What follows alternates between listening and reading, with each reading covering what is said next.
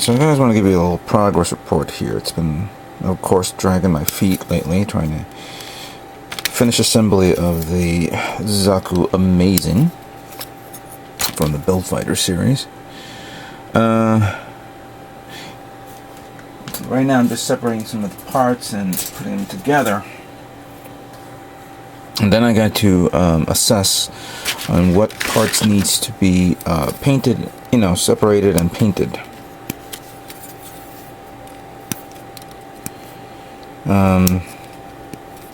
Due to the fact that here we're having like a heavy snowstorms pretty much almost every other day, I couldn't do any painting.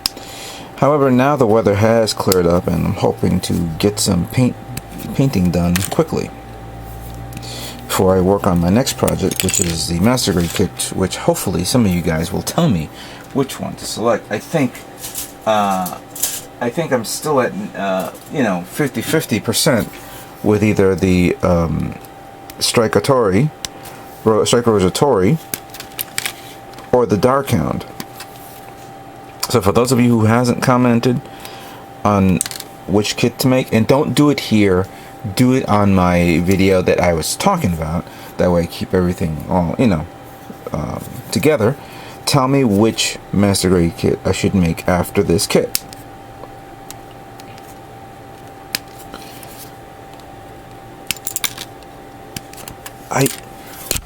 We have yet to find out what the hell these are. What was the purpose? Maybe it's something that has something to do with the PPS system, the Pulaski particle thing.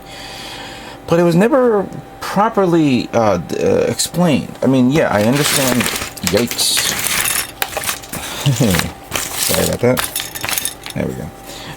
I can understand the designs of the over-the-shoulder rockets. I can understand the switchblades, which is a cool gimmick. Extra booster system here. But what the fuck is this? What is it supposed to do? We don't see this in the high-grade version of the Camphor Amazing. Maybe they found the way to streamline it in the kit, which I'm kind of slowly getting a little bit angry at myself, saying, why didn't build that first and not this? I mean, I'm not knocking this kit. I mean, this is actually a really nice kit to begin with. But yeah, and I think after I'm done with the Master Grade and the diorama, I'll work on that Camphor Amazing, which me and Prime 92. For those of you who don't know, me, Prime 92, and a group of people from the SDGO team. We watch it like religiously almost every day.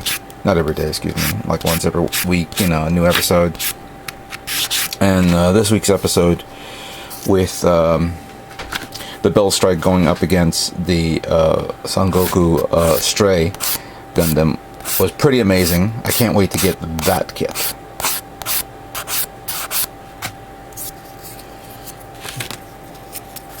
Yeah, there's a bunch of kits that I'm interested in getting.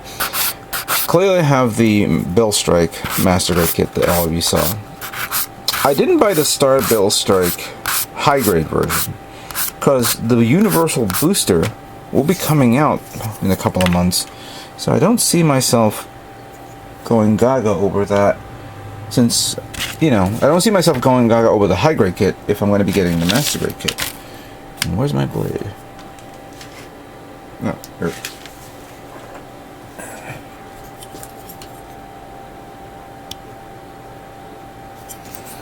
Alright, so let me concentrate on cleaning up some of these parts and showing off what this kit looks like. Alright, so here is, of course, the Amazing Zaku, or Zaku Amazing, fully completed. Very unique in its own aspects, with specific parts representing the lower part of the leg, the shield, the holsters, the gun holsters, the specific shoulder armor, the Dobergun weapon, and then of course you have that switchblade here, followed by the backpack that holds up the two bazookas, or I'm sorry, two rocket launchers. That can be placed here as well.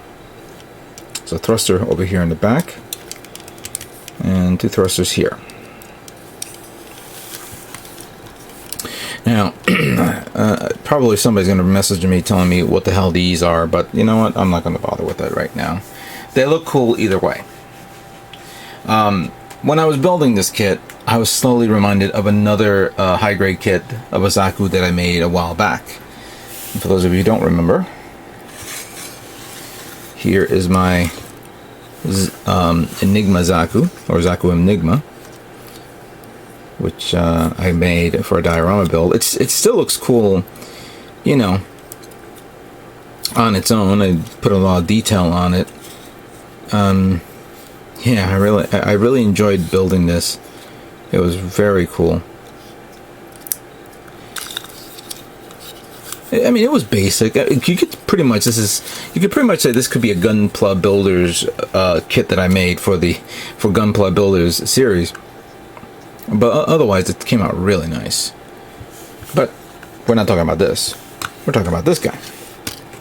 In which case, I will be taking, of course, the darker red, painting it NATO brown, and then khaki for the lighter red, NATO black for the black area, and for the charcoal, I'm definitely going to use metallic gray, just to give it that nice little shine look to it. And then that mono eye will be painted. I won't put the sticker on it. Alright, let's prepare painting, of course, Zaku Amazing.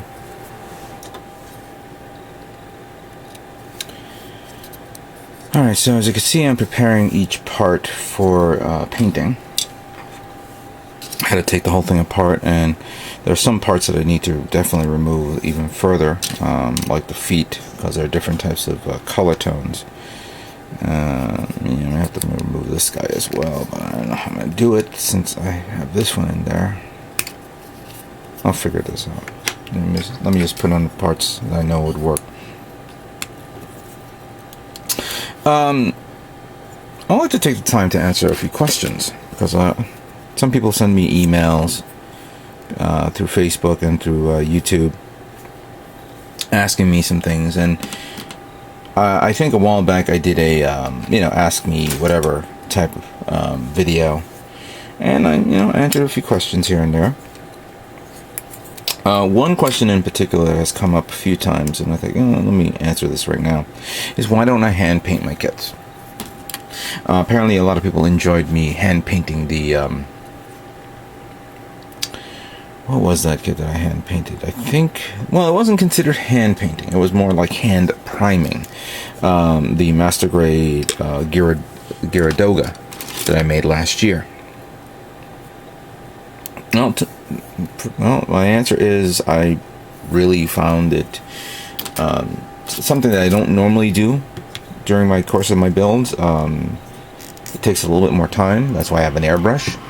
I understand not many people can afford an airbrush these days. It's pretty much a very expensive investment. Plus you have to learn how to use it. I mentioned this many times. If you want to get into airbrushing, don't buy yourself an air compressor immediately. Instead, Testers comes out with an aerosol type compressor can with a little cap that you put on it, and then you can hook up a little airbrush, like a single use or a single action airbrush, but it's not like the best airbrush you normally see out there. It's plasticky and things like that, but it does the job. And if you want to get into that, buy one of those, and then have at it. Learn from that type of device until you feel more comfortable using a regular airbrush system. Let me put this one here. So, but going back to hand painting, I guess I've never been a big fan of it.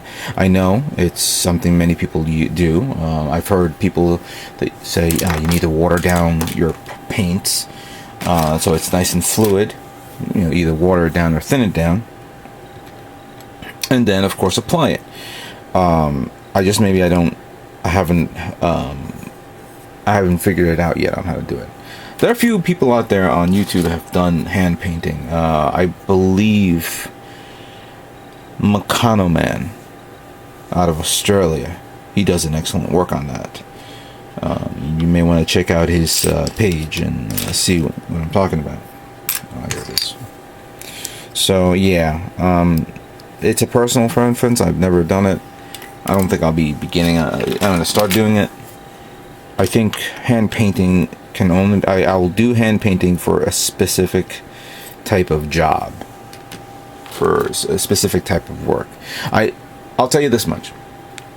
For my build of the Yamato, I have those fighters. Those need to be hand painted at some point. So that I have to work on. Alright, so this is going to take me a little bit more time than normal because I got to figure things out here. So let me continue on preparing these parts for priming.